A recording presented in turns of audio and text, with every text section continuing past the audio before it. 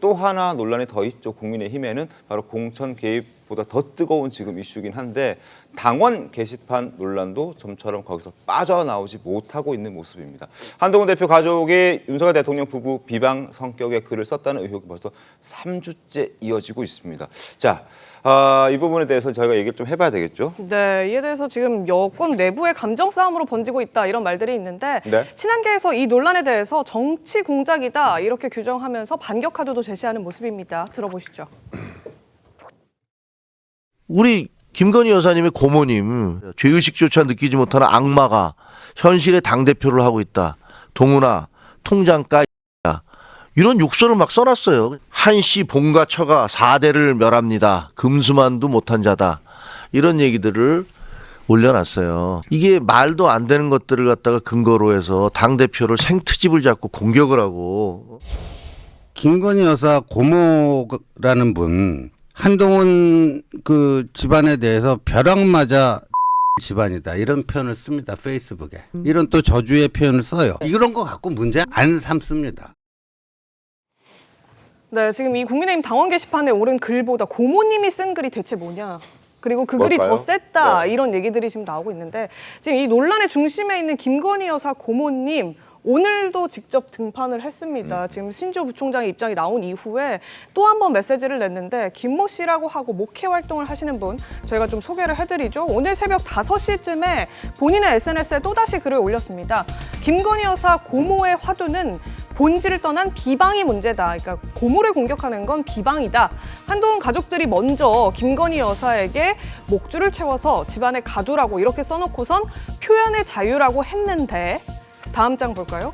고모도 그럼 표현의 자유를 한 것이 무엇이 문제냐 이런 식으로 다시 한번 반박하는 입장을 냈습니다. 자, 지금 친윤계에서 한동훈 대표의 가족들이 윤석열 대통령 부부를 비방하는 성격의 글을 올렸다라고 이제 비판의 공세를 쫙 하고 있는 그런 상황인데 여기에 대해서는 친한계로 분류되고 있는 신지호 부총장이 아니 그게 아니라 지금 윤석열 대통령 그러니까 친윤계로 분류되는 사람들의 어떤 얘기도 우린 충분히 갖고 있는데 그걸 그동안 밝히지 않았었다라고 하면서 김건희 여사 고모 이야기를 다시 꺼내든 겁니다. 그러니까 좀 사그러 들어가야 되는 이런 판에 다시 한번 불을 지핀 것 아닌가 이런 비판의 목소리도 함께 나오고 있거든요. 송 부분 어떻게 보셨습니까? 아니 그 집권 여당이 네. 그 검찰에 압수수색을 당하고 이런 마당에 지금 그 친윤으로 갈려서 이게 지금 확전이 되고 있지 않습니까? 네. 당원 게시판에서 시작이 됐다가 지금 나오는 이야기는 당원 게시판이 아니고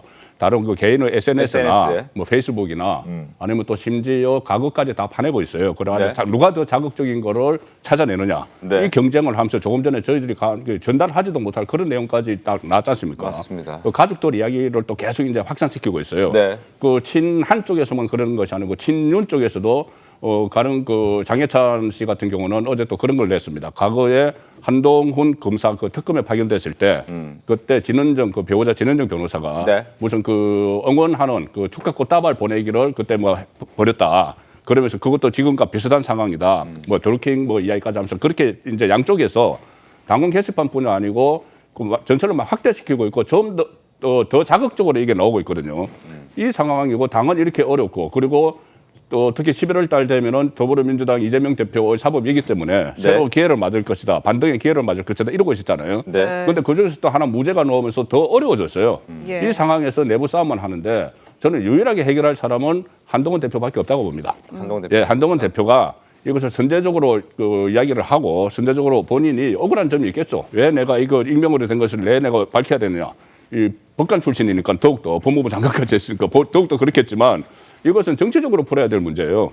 그 정치적으로 해서 본인이 좀 억울한 점이 있어도 이것을 가장 핵심은 가족이 했느냐 안 했느냐 이거잖아요. 네. 당원 게시판부터 시작을 해서. 네. 그러면 했으면 했다고 하고 안 했으면 안 했다고 하고 했으면은 그래서 사과를 해야 됩니다. 네. 사과를 하면은 그 이후에 또 저 친윤 쪽에서 계속 그 이런 공세를 하면은 그건 당원들이 이제 그때부터는 알아서 판단을 하겠죠. 근데 지금은 약간 논란이 단순히 가족이 썼냐 안 썼냐를 넘어서서 익명 게시판에 누구든지 자유롭게 글을 쓸 수 있는 거 아니냐 이런 식으로 이제 한동훈 대표 쪽에서는 조금 다른 논리를 주장하는 것 같거든요. 이제는. 그렇죠. 그러니까 초기에 이제 가족인지 아닌지를 밝혔으면 이제 거기서 마무리가 됐을 텐데 네. 그걸 이제 그 실기를 했다고 봐요, 저는. 실기를 하는 상황에서 이거 익명 게시판 논란까지 일어나고 그리고 이것이 개인의 그 SNS까지 막 번지고 있는 이런 상황이니까 지금은 좀 늦었더라도 일단은 지금 친윤 쪽에서 요구하는 건 그 가족에 대해서 우선 밝히라는 이야기거든요. 네. 밝히고 나서 이거 익명 게시판의 뭐 어디까지 허용할 것인가 그건 그 다음에 정리를 할 문제죠.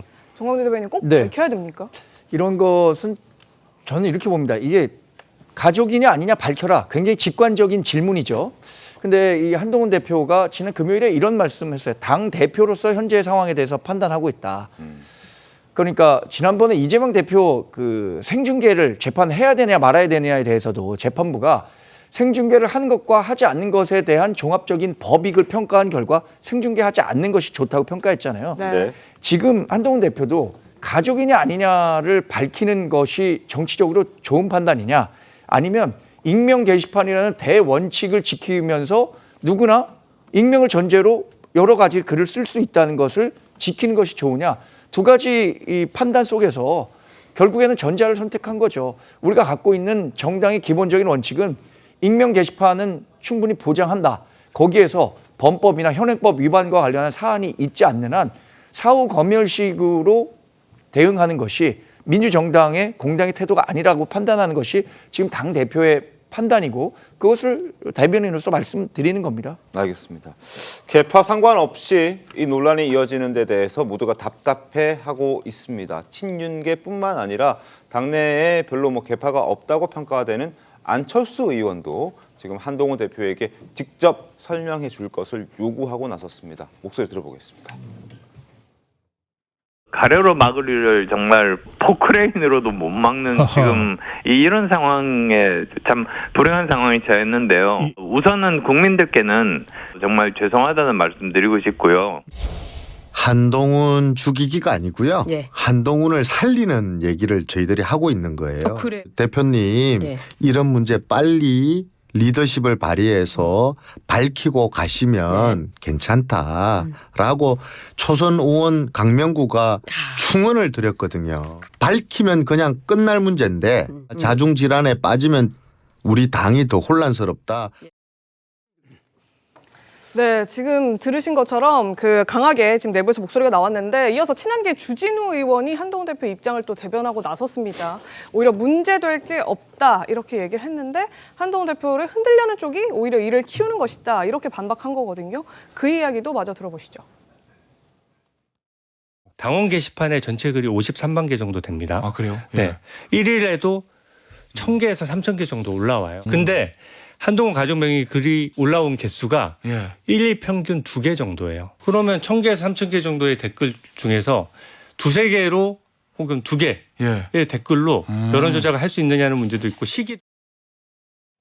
자, 이 김 의원님 예전에 민주당도 이런 시절이 분명히 있었던 것 같아요. 내분이 일어나고 친명이냐 비명이냐 또 친문이냐 비문이냐 이렇게 하면서 당 내부가 혼란스러웠던 적이 있는데 지금은 오히려 민주당은 일극체제다 이런 지적을 또 받고 있고 지금 국민의힘 상황은 어떻게 보고 계십니까? 정치가 어쩔 수 없이 분쟁이 있을 수밖에 없죠. 예. 그러나 그 분쟁의 내용이 뭐냐. 국가적 대사, 경제 문제, 외교적 정책 이런 걸 가지고 치열하게 싸우는 거는 바람직한 일입니다. 근데 이게 가족을 동원하고 아니 우리나라 정치사에 장모, 고모, 부인 이렇게 등장한 적이 있었나요? 네. 이게 북한이 하는 겁니다. 이거는. 북한의 장마당 경제 같은 게 고모, 장모 나타나는 게 북한이거든요. 그 공적 책임의 극한 그 의무를 진 게 검사들인데 검사 출신 대통령, 검사 출신 장관, 당대표 왜 거기에 가족이 동원되죠? 그 지금 뭐 롯데케미칼이라든가 네. 또 뭐 트럼프발 반도체 위기 네. 얼마나 지금 국가적으로 심각한 문제가 많습니까? 그걸 놓고 여당과 정부가 협력하든지 정책적 논쟁을 하든지 야당한테 손을 벌려가지고 같이 위기를 돌파하자고 하든지 아무런 국익적 이익은 국가적 이익은 검토하지 않고 또 게시판에 저게 뭡니까?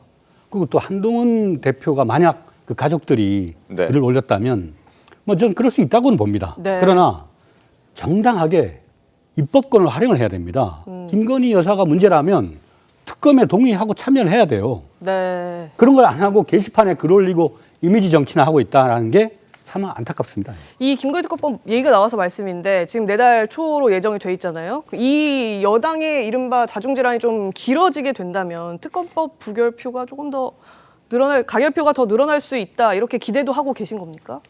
아무래도 그 당내 게시판의 현안 자체가 김건희 여사를 놓고 벌어지고 있는 논쟁이기 때문에 그걸 놓고 이제 뭐 사실 그 한동훈 대표의 자격 유무까지도 지금 휘말릴 정도지 않습니까? 네. 그럼 한동훈 대표는 정치를 해야 됩니다. 이걸 저렇게 변론을 하고 피해갈 것이 아니라 국가의 이익을 위해서 김건희 여사의 어떤 국정농단이 문제가 있다고 하면 자기하고 함께하는 의원들과 함께 국민들의 요청대로 그 특검에 합류하는 것이 맞다고 봅니다.